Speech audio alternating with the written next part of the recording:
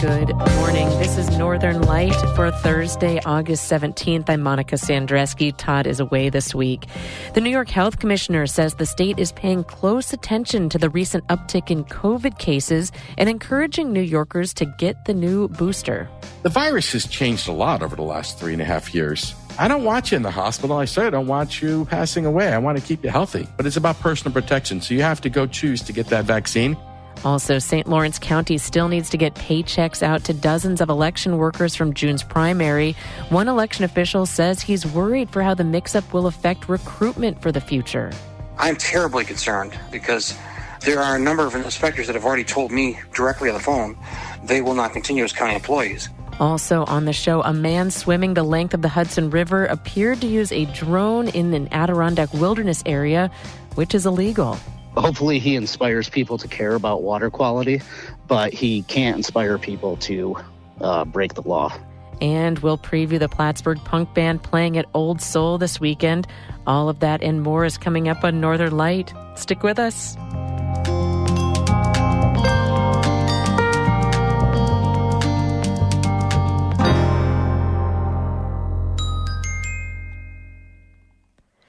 Support for Northern Light comes from Renew Architecture and Design, designing camps, custom homes, and more throughout NCPR's listening region. Details at renewarchitecture.com, and by Gray & Gray & Associates, CPAs, an accounting and financial services firm in northern New York with offices in Canton, Potsdam, and Spring Hill, Florida.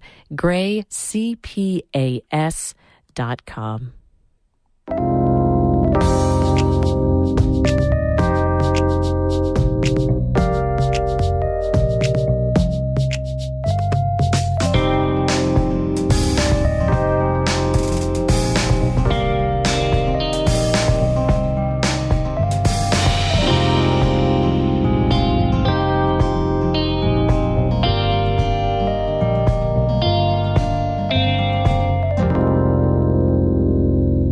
This is Northern Light. I'm Monica Sandreski. COVID-19 hospitalizations in New York State are seeing an uptick this summer. State Health Commissioner Dr. James McDonald says the numbers aren't anywhere near the peak of the pandemic 2 winters ago, but he says the state is still paying close attention to the rise in cases.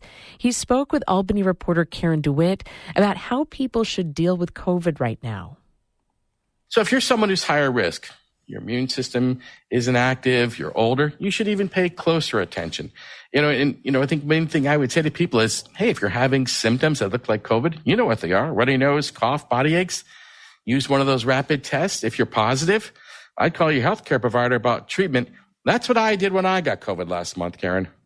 Right. You were a Novid for this whole pandemic, and you finally got it. So, what does that say? I assume as, a doctor and the New York State Commissioner of Health, you're probably pretty cautious about, not making yourself vulnerable to getting a disease. What does that say about the virus? Yeah, I think what it says is it's still out there and anybody can get it. I'll throw this out to you. Of course, when I was seeing patients, I wore personal protective equipment. And this is the part that we're all living our lives. And quite frankly, we're all going to get exposed from time to time. It's just part of it. Part of what I hope people do is, here's what I did when I got COVID. I tested, 4 hours after I had symptoms, I was testing positive. Well, that was interesting, right? It takes something 22 hours after I started having symptoms. I took my first dose of Paxlovid. So I called my healthcare provider. I had a visit the next day. 22 hours later, I'm taking the first dose. 16 hours after I took my first dose, I could tell I was heading in the right direction.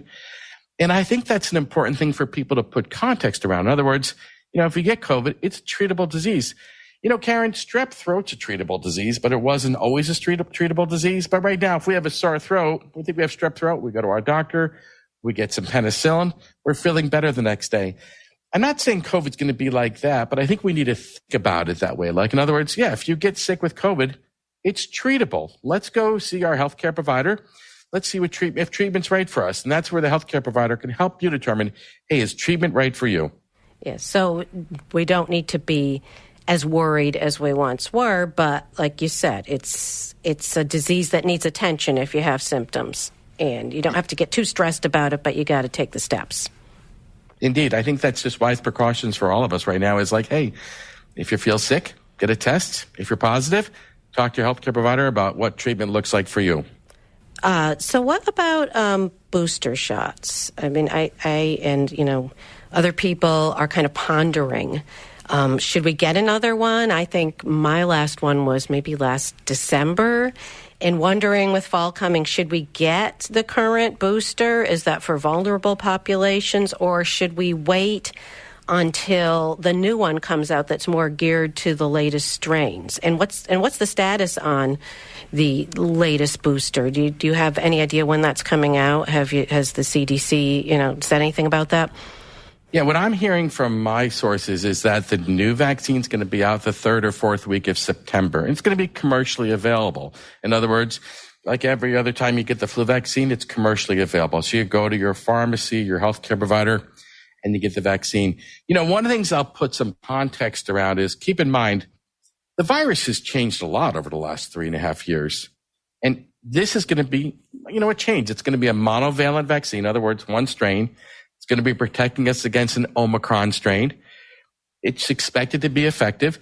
I'm expecting to get it when it comes out. That's what I'm planning on doing. I invite people to just think about it. In other words, look at your situation. It's about personal protection. And really, when you think about personal protection, there's certain people who are higher risk than others, right? If you're having immune system, it doesn't work as it should. You're 60 or older, you're higher risk than other people. I don't want you in the hospital. I don't want you passing away. I want to keep you healthy. We're the Department of Health. We're your friend. We want to protect you, but it's about personal protection. So you have to go choose to get that vaccine. And quite frankly, when it comes out 3rd or 4th week of September, I'm hoping a lot of New Yorkers get their arm over to the pharmacy or their healthcare provider and get that new vaccine. So there won't be restrictions on it as far as like only available to, people over a certain age or with immunocompromised systems. It's going to be available for everyone? Yeah, I'm not hearing about any restrictions. I think what you're going to hear from us guidance about is who are the high-risk individuals who want to, kind of get first in line, if you will. There's not going to be shortages, and there's going to be 3 of them out there, right? In other words, the 2 messenger RNA vaccines will be there, the ones from Moderna and Pfizer. But Novavax has got their vaccine as well, which is made through, kind of a different approach, more traditional approach, if you will. But you're going to have some options out there. So it should be something there to make everybody happy. Dr. James McDonald is New York's health commissioner. He spoke with our Albany reporter, Karen DeWitt.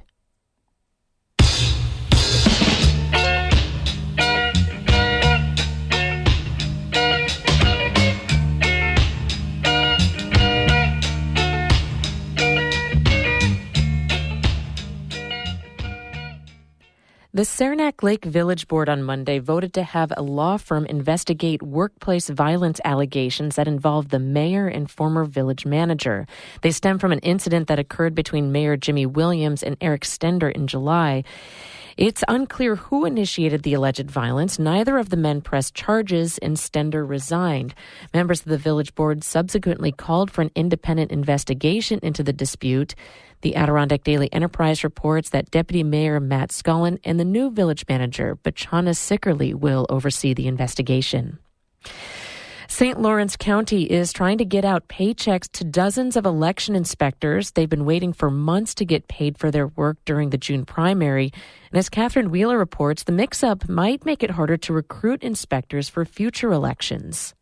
The county's Republican election commissioner, Tom Nichols, says based on numbers from last week, the county still needs to sign up about 100 election workers as county employees to pay them for their work earlier this summer. Nichols says the county is trying to get the workers signed up quickly, but after this, he's worried for the future. I'm terribly concerned because there are a number of inspectors that have already told me directly on the phone they will not continue as county employees. So we've already had a number that have already quit or dropped out and said they will not continue. Nichols says if the county doesn't have enough election inspectors for all of the polling places, it may lead the Board of Elections to merge polling places between townships. He says for a presidential election, like the one coming up next year, they need about 350 election inspectors. For a non-presidential year, it's a little less, about 325. Now, the problem is that in order to get that 325 people, we have to have about 500 people on hand because there are always people that have emergencies, unexpected surprises, things that happen in life that cause you to have to back out at the last second. So it takes quite a few people to get an election pulled off. He says it's getting more difficult for the county to find residents to work the elections. We've always had some really great people that have worked the elections, and unfortunately, as time goes on, it is becoming more difficult to replace those people as they age out or decide they want to slow down. You got to remember, the average age of our inspectors is probably in their 70s. The day rate for the workers is $250 for monitoring the polls and helping voters on Election Day. Nichols says they're hoping to raise the pay next year. Catherine Wheeler, North Country Public Radio.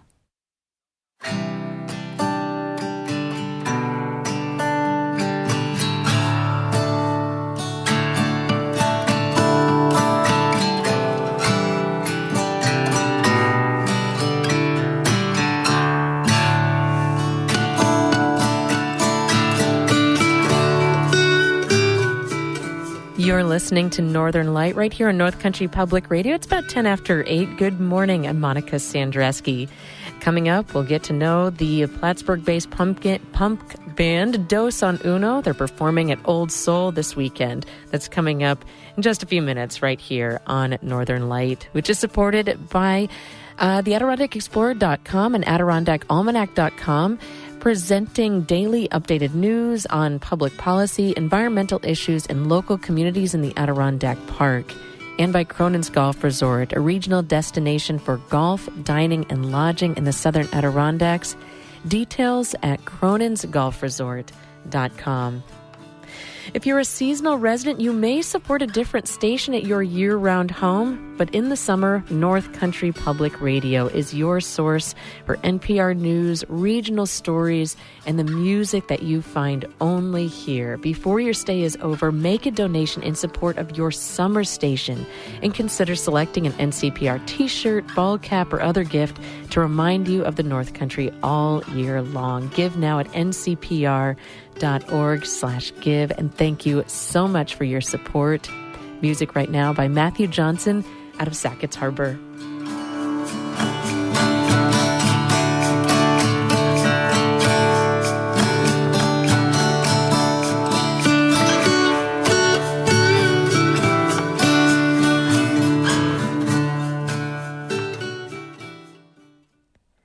An Ogdensburg man accused of stabbing and killing a 19-year-old last week will not appear in court until September. 44-year-old Kenneth C. Durham faces second-degree murder and other charges in the death of Bryson R. Jenks of Ogdensburg. The Watertown Daily Times reports that Durham allegedly stabbed Jenks in the early morning of August 10th on Patterson Street. Police say the two men were acquaintances. Durham was sent to St. Lawrence County Jail without bail. He was due back in Ogdensburg City Court yesterday, but the case was adjourned to September 5th. The Times reports that it's expected to be transferred to the county court. The ferry that runs from Cape Vincent to Wolfe Island in Canada is now up and running. According to the Watertown Daily Times, Horn's Ferry made its first run of the season Tuesday morning. Owner and operator George Horn declined to say why the service was delayed. It also had a late start last year due to staffing issues. The Times reports that the ferry helps bring customers to Cape Vincent businesses and makes travel easier for residents of Wolfe Island in mainland Canada. That's because it greatly shortens the travel time to the United States. Forest rangers in the Adirondacks had another busy week, including a rescue on one of the park's most dangerous rock slides. Last Wednesday, a hiker fell about 40 feet off the highest waterfall in the Trap Dyke on Mount Colden. The 23-year-old Canadian suffered significant head, rib, and leg injuries and was flown to a hospital by the state police helicopter. That same day, rangers carried a 69-year-old hiker with an injured ankle off a trail in Indian Lake. Then on Friday, a ranger helped a paddler in his 60s on Racket Lake back to shore after he hurt his leg. And also on that same day, a hiker with an ankle injury had to be helped out of the woods and flown to a hospital by state police. A British man is swimming the full length of the Hudson River to raise awareness about climate change and the health of rivers. But it appears he used a drone in the Adirondacks High Peaks Wilderness area, which is illegal. Emily Russell reports. Lewis Pugh set out on his 315-mile swim on Sunday. He started where the Hudson River starts, at Lake Tier of the Clouds, just below Mount Marcy in the Adirondacks. Here's Pugh speaking in a video he posted Sunday to his Twitter page. I've been dreaming about this swim for year after year to finally be able to swim the full length of the Hudson. And we're at the source, Lake Tear of the Clouds. Pugh is an endurance swimmer from England. He also serves as a patron of the oceans for the United Nations, advocating for healthy waterways. His swim from the Adirondacks down the Hudson River to New York City is meant to call attention to the role that rivers play in the health of the world's ecosystems. It's incredibly peaceful up here. And I can hear the water just going down over that waterfall down there. But it appears that a drone was used for video and photos of Pugh at the start of his swim in the Adirondack High Peaks Wilderness. According to the New York Times, Pugh was traveling with a team of about 6 people. It's illegal to use a drone in wilderness areas around the state. The DEC says it's aware of the incident and is investigating. In a statement, a spokesperson for Pugh didn't confirm or deny using a drone, but said, quote, "We are in contact with state DEC officials who have thoroughly briefed us on local wilderness regulations, which we are complying." The statement added that, quote, "No drones will be employed in wilderness areas." Pugh's apparent drone use last weekend in the Adirondack High Peaks Wilderness caught the attention of some environmentalists in the park. Use of a motor vehicle like a drone in a wilderness area sort of ruins the idea of a wilderness area. That's Justin Levine from the Adirondack Council. Levine says he supports Pugh's mission, spreading awareness about climate change and water protection. But Levine doesn't support illegal drone use in wilderness areas. Pugh has been posting about his swim through the Adirondacks on his Twitter page, where he has nearly 60,000 followers. Levine says that makes the apparent drone use even more impactful. You know, with the rise of social media, people who have large platforms like the swimmer really need to be more careful about how they go about doing things. Hopefully he inspires people to care about water quality, but he can't inspire people to break the law in the Adirondacks. Pugh is expected to finish his swim in New York City by mid-September. That will coincide with the UN General Assembly Week and Climate Week in New York City. Emily Russell, North Country Public Radio.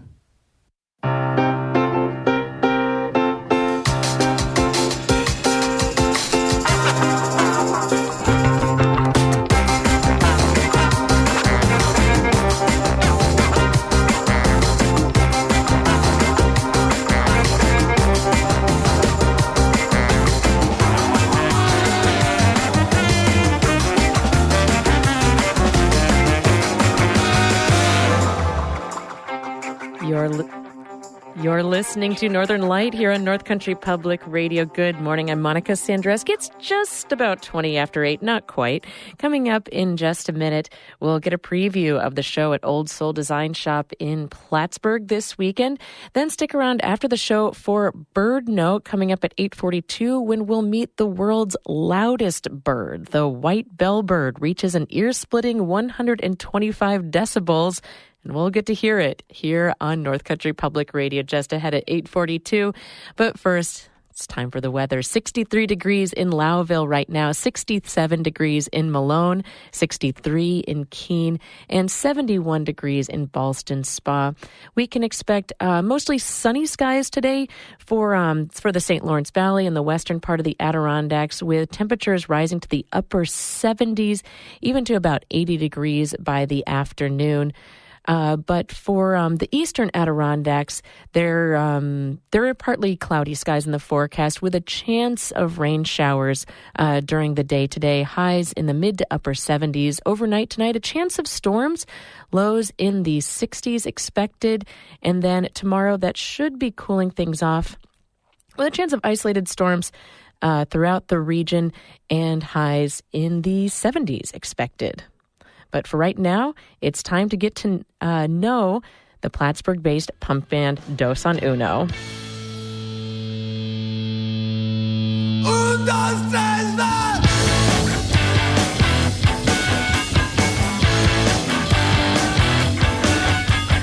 The Plattsburgh-based group Dos on Uno is Claudio Zantana, Larry Dolan, Will Harp, and Gordy Shear. And they have been friends a long time and played in different bands around the city before finally getting together in 2021. And their stories are pretty wild. Do we tell them our origin story, Larry? We could tell them our origin story. Larry and I were on the 98 Olympic team for luge together. Are you serious? Yeah. Wait, Dead serious. But in all that time, we really always shared music. I remember when we were on the road with the team, like we would play songs. I'll never forget the first time he played me Unsatisfied by the Replacements. And I was like, my eyes were like, wow, I've always loved that part. And, this was before the internet. So like, I didn't know, like, it was hard to find chords and tabs and stuff. He's like, yeah, I was just sitting around. I figured it out.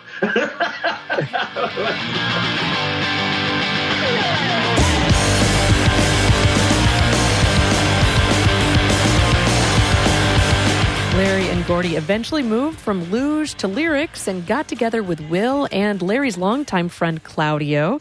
Before he moved to Plattsburgh, Claudio played in the kind of big deal punk band Pegotes in Chile in the 1990s.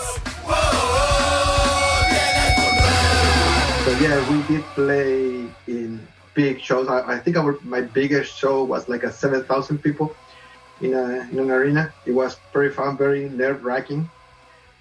And then I moved over here.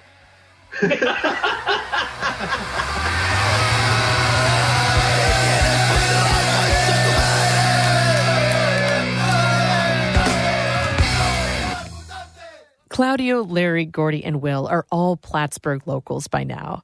I know I spent a good time trying to get out, and then Will spent time trying to get out, but we got sucked back in. Claudio got sucked in, can't get out, and Gordy's pretty well been sucked in for his whole life. Yep. Our origins are definitely important, but who we are is really expressed through what we're doing.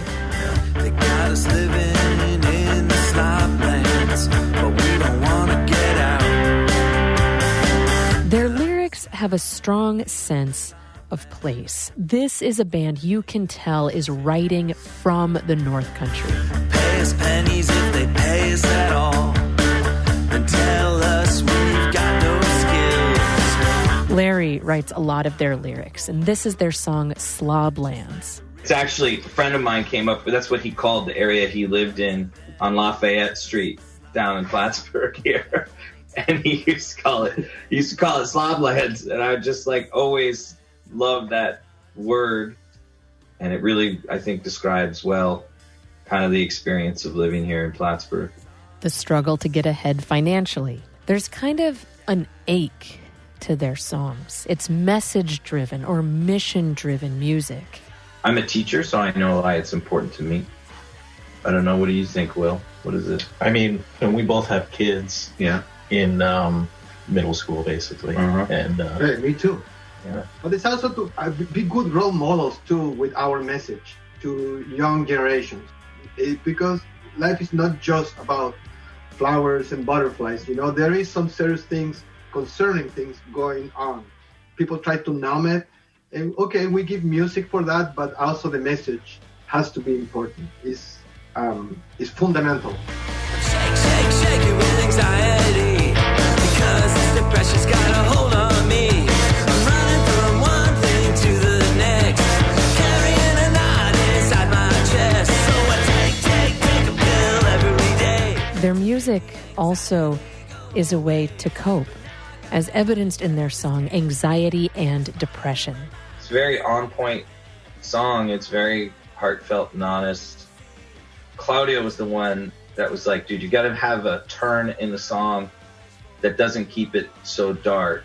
And that's where the part where I say, I'm going to get by with a little help from you.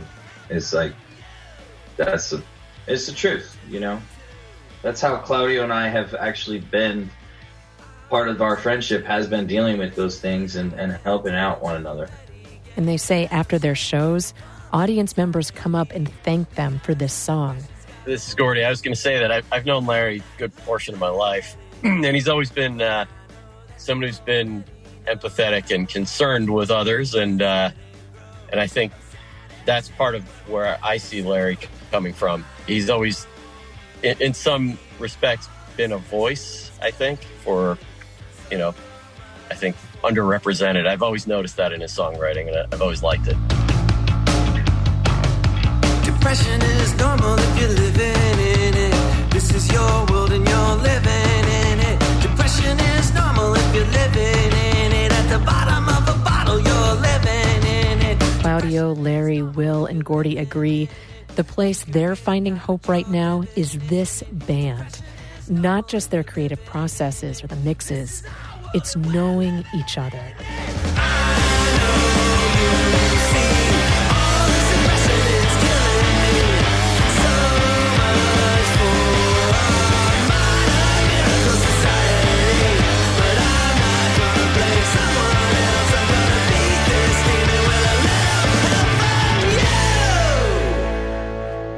Dos on Uno, they're performing this Saturday night at Old Soul Design Shop in Plattsburgh. This is Northern Light here on North Country Public Radio. It's about 8:25. I'm Monica Sandreski. So much going on throughout the region, including the Adirondack Plein Air Arts Festival. That's this weekend, the 14th through the 19th, presented by Saranac Lake Artworks. The public is invited to meet with the artists and watch them paint at locations throughout Saranac Lake. The festival will wrap up with a show at the Harrietstown Town Hall on Saturday featuring 40 painters presenting new work. For more information, visit ncpr.org/calendar. Also, tonight at the Chapman Museum in Glens Falls, they're hosting a talk on the work of folk artist Bronco Charlie.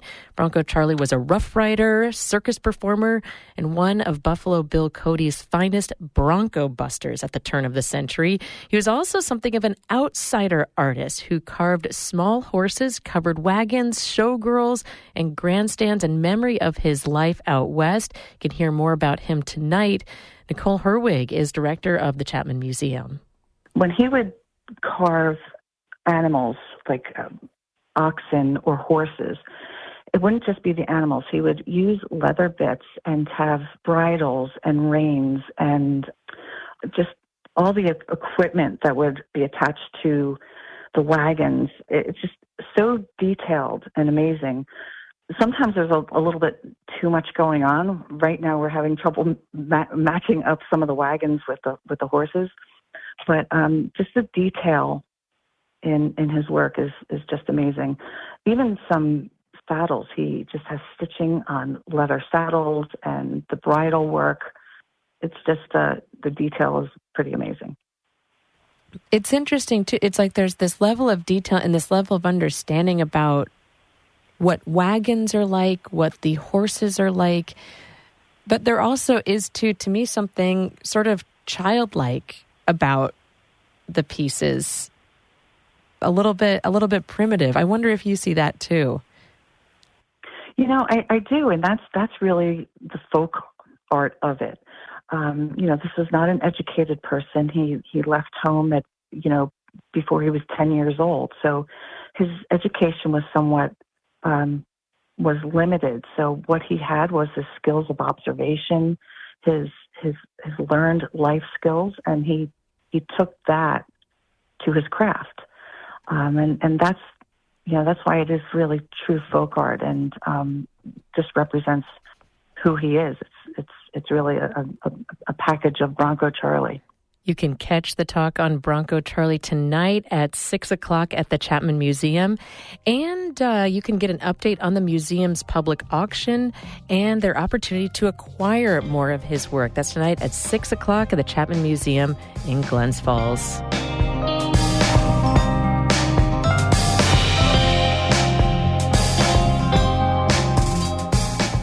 That is it for the show for the day. Morning Edition continues in just a minute. Coming up in 15 minutes, in the new book, The Quickening, author Elizabeth Rush charts a journey to Antarctica's Doomsday Glacier and muses about contemplating parenthood in a time of climate change.